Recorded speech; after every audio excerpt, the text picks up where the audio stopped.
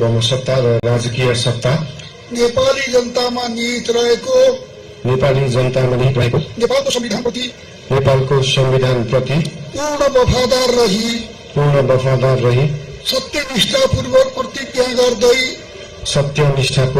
प्रतिज्ञा गर्दै ईश्वर देश र जनताको नाममा शपथ लिन्छु कि You've got a great idea. GoDaddy has the perfect domain name to go with it. प्रचलित कानूनको पालना गरी मुलुक र जनताको भलो चिताई कसैको डर नमानी पक्षपात नगरी पूर्वाग्रह वा खराब भावना नलिई ईमानदारीका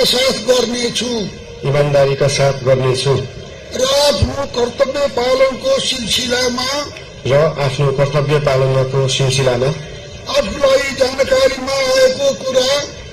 जानकारीमा आएको कुरा म पदमा बहाल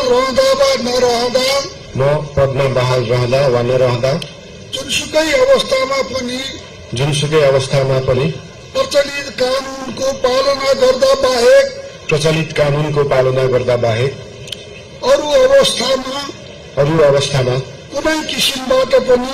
कुनै किसिमबाट पनि प्रकट वा संकेत गर्ने छैन। धन्यवाद।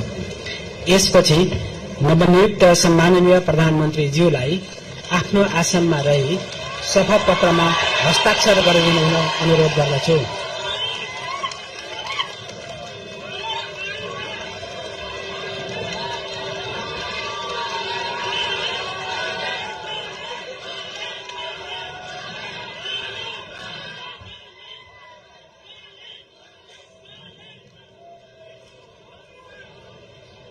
सम्माननीय प्रधानमन्त्री श्री बालेन्द्र शाहज्यूबाट प्रधानमन्त्री पद तथा गोपनीयताको शपथ लिने काम सम्पन्न भएको छ।